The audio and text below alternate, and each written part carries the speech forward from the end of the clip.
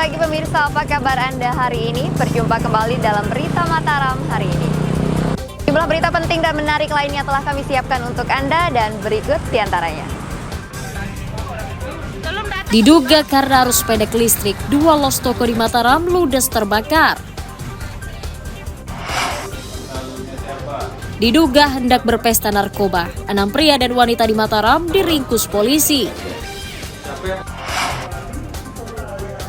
Sosialisasikan visi misi paslon, KPU menggelar debat perdana calon gubernur dan wakil gubernur NTB. Bersama saya Rahayu Japar, inilah Berita Mataram selengkapnya.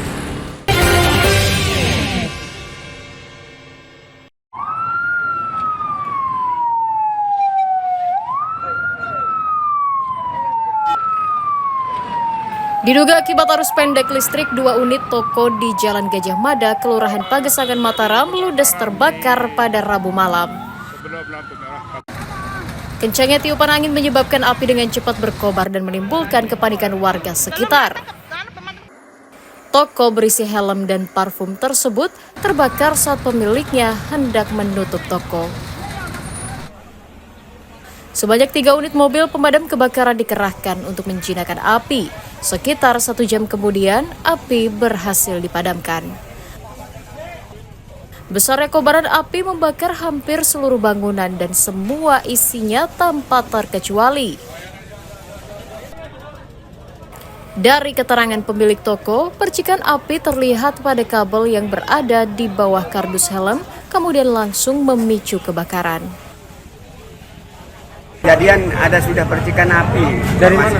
Di dalam, di pojok, di dalam di dalam kios helm toko. Nah, itu terus karena di sini sebelahan dengan cairan yang parfum ya, ada cairan yang kimia lebih rentan terhadap itu, potensi itu yang mungkin memacu sehingga terjadi kebakaran. Tidak ada korban jiwa dalam peristiwa tersebut, namun kerugian ditaksir mencapai ratusan juta rupiah. Awaludin dari Kota Mataram melaporkan.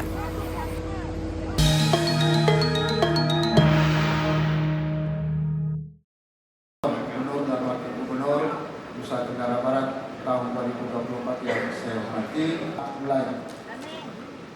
Komisi Pemilihan Umum Daerah KPUD Nusa Tenggara Barat menggelar debat perdana 3 pasangan calon gubernur dan wakil gubernur yang digelar di salah satu hotel di Kota Mataram pada Rabu malam.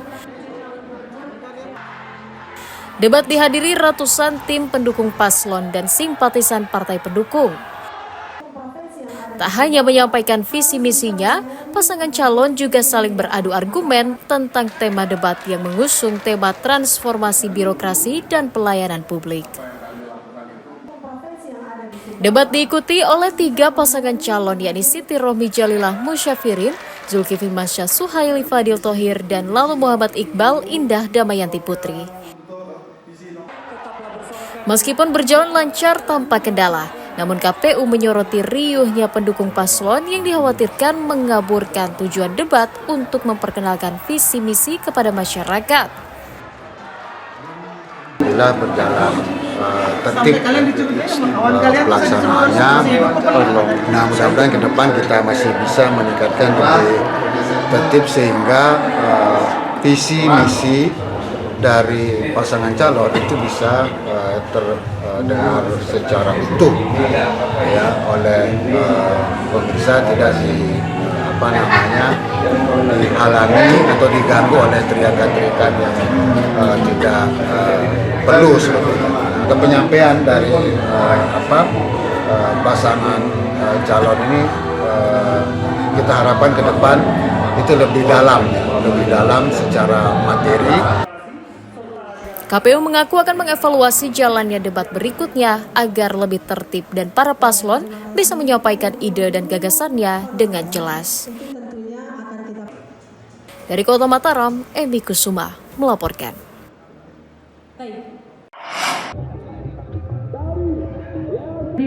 Polres Lombok Tengah memetakan tempat pemungutan suara yang rawan gangguan dan konflik pada pelaksanaan pilkada serentak. Berdasarkan hasil pantauan sementara, dari total 1.689 TPS, 70 diantaranya masuk dalam kategori rawan, sementara 17 lainnya masuk kategori sangat rawan gangguan Kamtibmas. Polisi akan meningkatkan pengawasan dan pengamanan di belasan TPS yang sangat rawan yang tersebar di 12 kecamatan. Polisi akan menempatkan 1 anggota dan 4 petugas Linmas pada TPS yang rawan, sementara bagi TPS yang sangat rawan akan dikawal oleh 2 personel polisi dan 2 petugas Linmas. Total TPS semua 1.689 TPS, terdiri dari 1.600 TPS yang kurang rawan, ini ada beberapa titik, terus TPS yang rawan ini sekitar 70 TPS, terus yang sangat rawan ini ada 17 TPS, termasuk TPS khusus. TPS khusus ini yang di lapas. Itu yang sangat rawan dan rawan itu tersebar di 12 kecamatan? Iya, tersebar di 12 kecamatan. Nah, khusus yang di sangat rawan dan rawan ini berapa yang ditempatkan kemarin? Ada khususnya? Ya, sesuai dengan pola pengamanan di 224 untuk rawan, 2 TPS, 2 polisi, dan 4 Linmas. Untuk yang sangat rawan dengan pola 212. Untuk mengoptimalkan pengamanan pilkada, Polres Lombok Tengah menerjunkan 1.586 personel gabungan yang terdiri dari 217 anggota TNI, 895 anggota polisi, dan 332 lainnya merupakan petugas keamanan Linmas. Lukmanul Hakim melaporkan dari Kabupaten Lombok Tengah.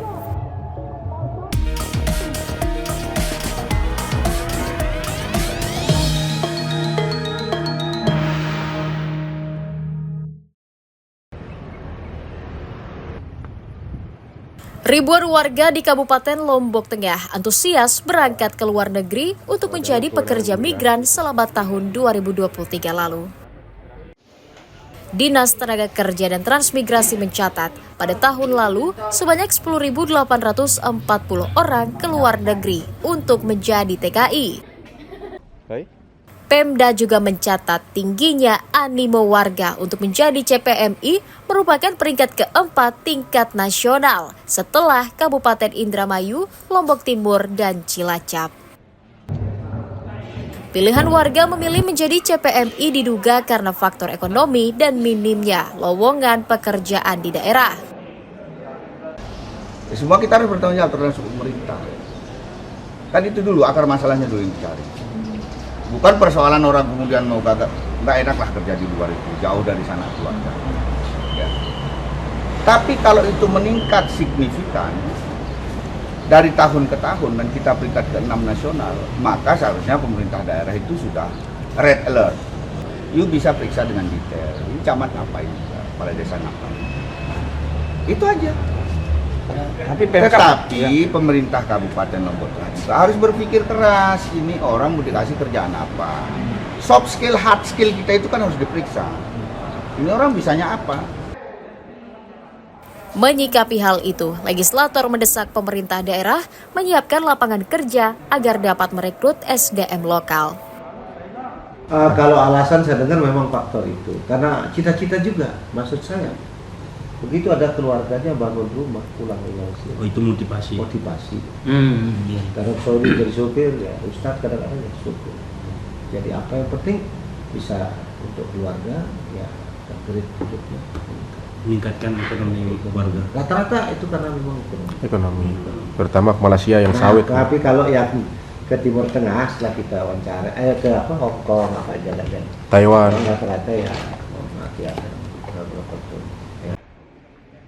Pemerintah daerah mencatat hingga bulan Oktober tahun 2024, jumlah warga yang berangkat menjadi PMI sebanyak 6.351 orang dengan tujuan negara Malaysia, Saudi Arabia, Taiwan, Hong Kong, Singapura, dan Jepang. Lukmanul Hakim melaporkan dari Kabupaten Lombok Tengah.